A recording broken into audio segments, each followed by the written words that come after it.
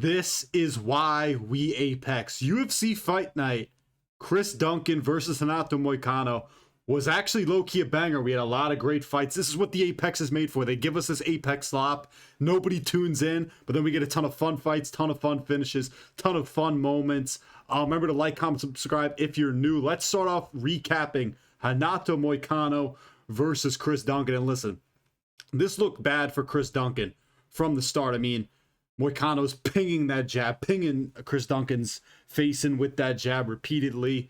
Duncan, obviously was bothered by that, was bleeding early. He was doing a nice job defending the takedowns, but was getting all of his calf kicks brutally checked. You could hear them through the TV. Round 2 starts, and he kind of tries to come in with this strategy where he's going to try and pick up the pace, try and make it into more of a bar fight. And usually Chris Duncan, he'll start slow and kind of needs to get rocked or something needs to happen for him to get going. That did not happen in this fight. He's still defending the takedowns well, gets dropped with a left hook, nearly was out right there. Then kind of we get a little scramble ensuing on the ground. Moicano takes his back, and after a couple minutes of control time, gets it under the chin and submits him with a rear naked choke. Chris Duncan was bleeding a lot. Just really a rough performance from Chris Duncan. Just couldn't get anything going. It looked like Moicano knew everything that he was going to do. These weird American top team versus American top team matchups, you don't really know what's going to happen because obviously these guys have worked together before, but they're not regularly sparring or training with each other day to day. So you don't really know whatever is going to happen. And American top team's such a big gym that I don't really know how often these guys saw each other. But Renato Moicano looked very sharp in this one. After the fight, he was saying, he only wants easy fights. And if they don't give him easy fights, he's going to retire and makes enough money off of YouTube. And he just kept saying, Jesus fucking Christ. He just kept saying, Jesus Christ is the savior, shit like that. I mean, Easter is in like 28 minutes. So he did say that. As for what I'm doing with Renato Moicano next, I'm like, are you giving him Dan Hooker? Because that's a fight that I think there's always been interest there for Renato Moicano versus Dan Hooker. This is rough for Chris Duncan, though, because I was ready to start getting some of these newer names into the ranked parts of lightweight. Renato Moicano just fucking fraud checked Chris Duncan in a weird way. And Chris Duncan, he had won, what was he on a 4-fight win streak coming in this? Like he had beat Terrence McKinney, he had beat Rebecca Balagioki. Like he had plenty of good wins, I think. And Charlie Campbell was one of his wins on the Contender Series. He's had good wins in the UFC. Just sucks because I really thought he was going to win this somehow. I figured he can mix in the grappling enough, defend the takedowns, which he did, and just kind of make it into more of a scrap. He could. He's durable. He's tough to put on the feet. But credit to Moicano. Just showed that he's still a great grappler. And he's just a tough guy to put out. Moicano can stop prospects. We saw years ago when he beat BSD in France. Moicano has his ability to kind of stop the hype trains on some of these prospects. I'd give him Dan Hooker. I think Paddy Pimblett's also an option. Now listen, I'm not saying I'm picking Renato Moicano to beat Paddy Pimblett, but I think it would actually be a pretty close fight.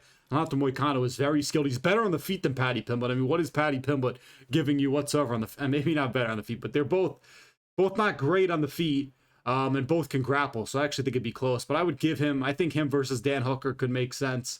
And then they would do Paddy versus BSD. Chris Duncan, rough loss for you. The hype train's been derailed a little bit, but good win for Renato Moicano. Just goes to show you how good is Beneil Dariush. And this also, I think, deterred a lot of people, including me, from picking Renato Moicano. If you're losing to Beneil Dariush in 2025, why would we pick you to win a fight?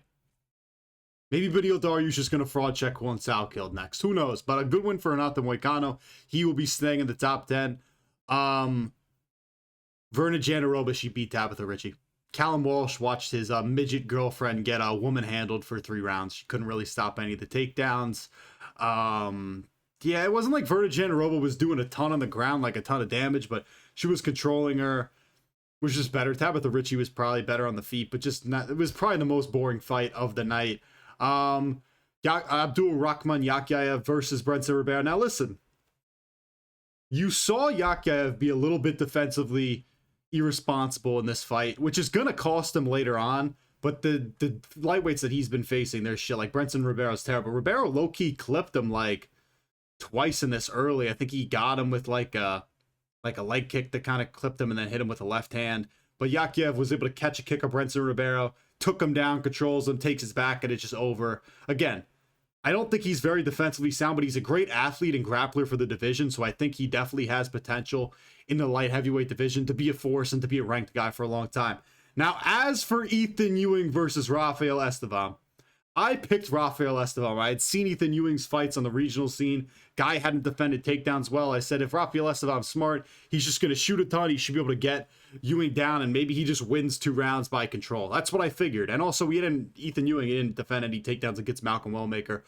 Boy, was I wrong, because Ethyn Ewing defended the takedowns great. Obviously, we knew he was going to be better on the feet. He did a great job just, pinging him with the jab, moving around really well. His footwork was so much better than Estevam, who Estevam, face it, he just kept getting caught with his back to the fence. Ewing was just picking him apart against the fence. When Estevam would shoot these takedowns in with really, they were shit entries and he wasn't setting them up, Ewing would just pull off these beautiful sprawls.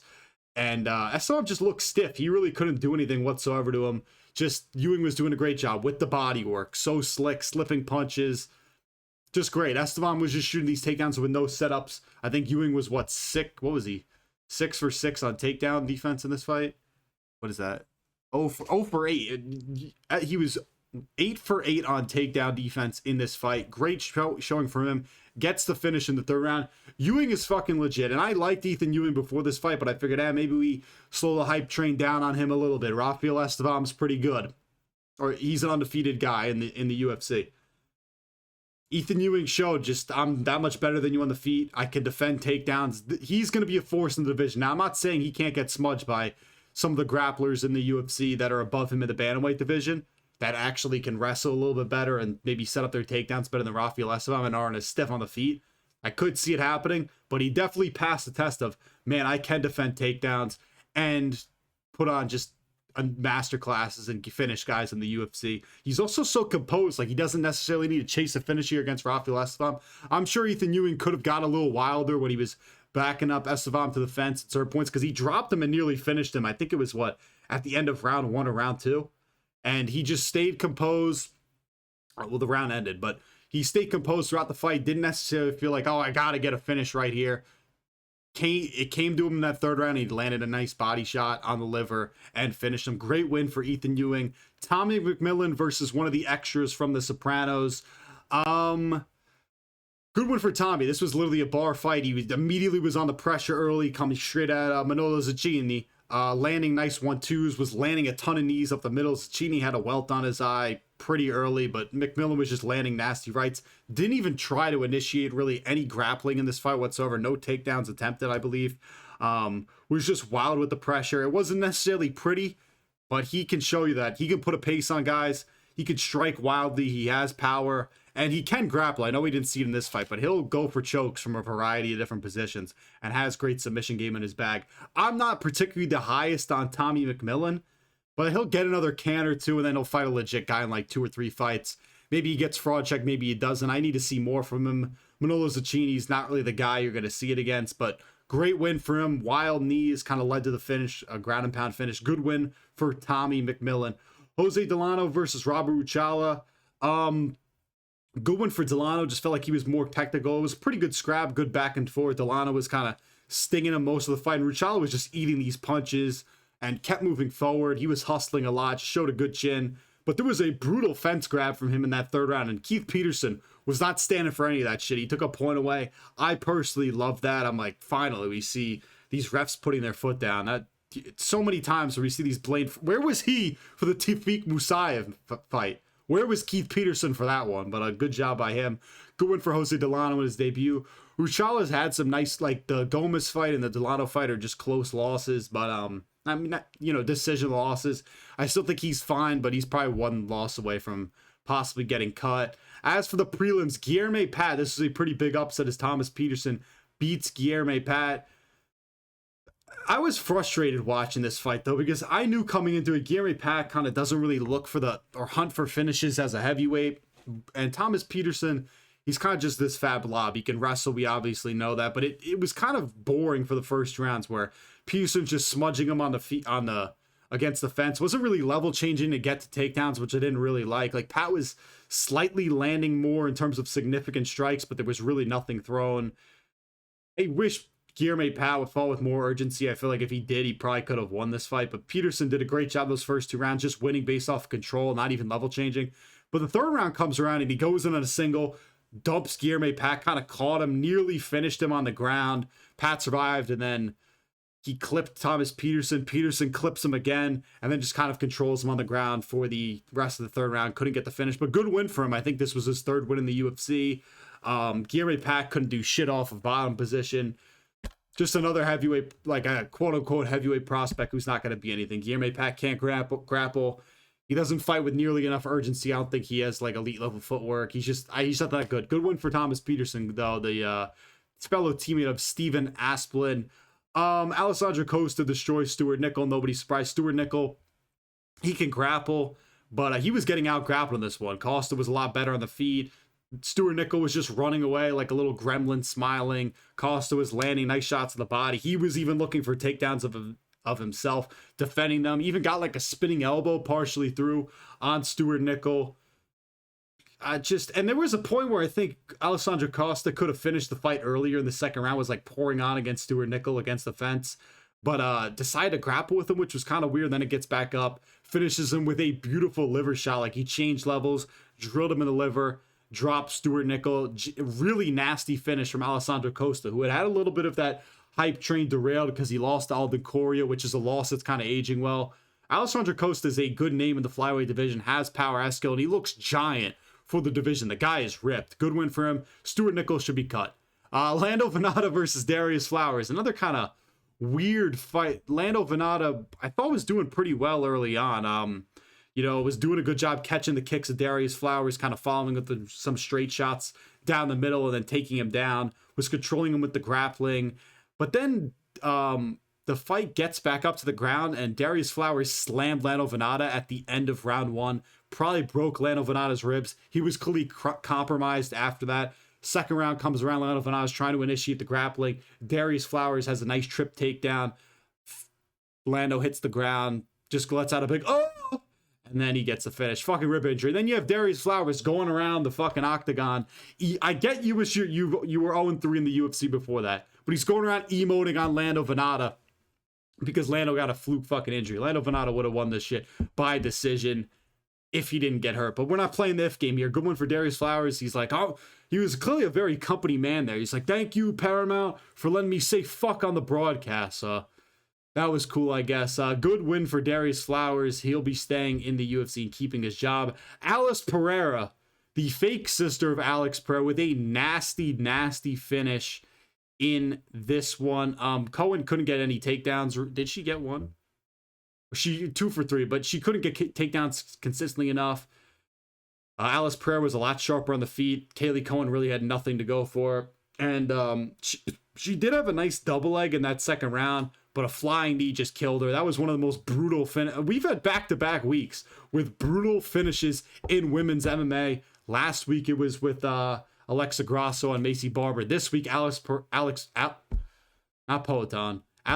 with a knee up the middle to knock out Haley Cohen. Snot was flying out. That shit was beautiful. And then Alice Pereira in the interviews after is saying, we need a female BMF belt, and she wants to fight for it. Female BMF belt. I'll get back to you on that one, Chief. Azamat Bakayev, you absolutely suck. This guy made zero improvements from the Belgori fight. Like, there were people saying this guy could beat Joe Pyfer. He's absolutely terrible. Tresean Gore keeping guillotines alive in the UFC. Gore was just kind of landing the bigger shots throughout this fight, He got dropped in that second early, but survived, fired right back, was landing takedowns of his own. Like, credit to Tresean Gore. He survived and was cleaner on the feet. Azamat is just a parlay killer. Good win for Tresean Gore. Happy for me. Looks stupid. I'm not going to say I'm fucking Tom Cruise over here. Tresean Gore does look like a creature, but good win for him. It seems like a cool-ass dude. I think he said he gave up smoking weed, which he's had addiction to since he was 17. Good win for him. Keeping guillotines alive in memory of Dustin Poirier. That's my guy. Good win for Tresean Gore. Azamat Bakayev, you suck. A failed middleweight prospect. You're terrible. And then one of the funnier fights you will see. This is why you Apex.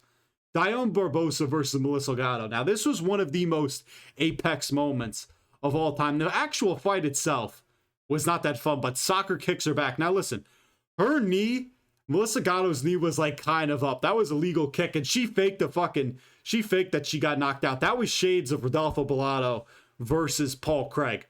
But credit Dione Barbosa. And listen, Michael Bisping during this whole thing is like, guys, that was clean. And originally I was like, that wasn't fucking clean. And then they show the replay. I'm like, oh, that hit her in the chest and the knee, and her chest and the neck. Little Charlie Kirk action there. And she was definitely up, like slightly. Her knee was definitely up. Good win for Dione Barbosa. I guess wasn't particularly a fun fight, but I imagine you bet on Melissa Gatto for this fight, because you're thinking we're gonna get a no contest, or I don't know what's gonna happen. A DQ, excuse me, for Dione Barbosa doing an illegal move, and then the doctors and who was the ref, Herb Dean or whoever, Chris Toyoni, whoever it was, just this deem, oh, we're gonna continue this fight. And it continues. Dione Barbosa was kind of better with the grappling. She ends up winning this one. Just a really, really just funny fight. Just watching the acting job from Melissa Gatto, and then Dione Barbosa turning back the clock 20 years and saying, let's fucking do some pride rules here. Just blasted Melissa Gatto with a kick. That was legal, by the way. But a good win for Dione Barbosa, I guess. And then as for Kai Kamaka III, Triple K versus Dakota Hope. This was a good fight to kind of open it up with, Hope's immediately running at him, putting the pressure on him. There was a lot of nasty in the pocket boxing from these guys in clinch work. Hope's doing a nice job ripping knees to the body. Dropped him, I believe, in that. It dropped him in that first round. Was landing a bunch of back of the head shots. Keith Peterson stood there and he didn't care. He was allowing a little bit of nonsense there. And then from the second to third round on, Kamaka was doing a nice job, just kind of being better in the clinch, attacking that lead leg of Hope. Was just a little bit more composed and efficient with his striking in that second and third round. And Dakota Hope just kind of gassed out by the third round. Kamaka was landing more knees in the clinch. And just good war. It was split decision. Kai Kamaka won. I picked Dakota Hope, but happy that Kai Kamaka won. He was very deserved. The Kai Kamaka won. That sounded a little bit weird coming out of I was like, waka waka. I don't even know what the fuck I'm saying right now if you're still watching. But a good win for Kai Kamaka. Dakota Hope, whatever. It was a good card overall, though. I would consider this at least a 6 or a 7 out of 10. Maybe the names weren't great for this, but we got a lot of fun finishes. We got a little bit of controversy with the Dione Barbosa versus Melissa Gatto fight. Moicano versus Duncan. I didn't do well on this card either. I think I went 6 for 13 on picks. I really did kind of shit on this card. Got locked in for UFC 327. Joshua Van and Tatsuro Taira. That fight's getting rescheduled to UFC 320. Maybe I'll do a video on kind of what I think about that and what this means for the 327 card. But very excited for next week. Down the last pretty stacked card with a lot of names throughout. Again, thank you all for watching. Remember to like, comment, subscribe. The Doctor is signing off.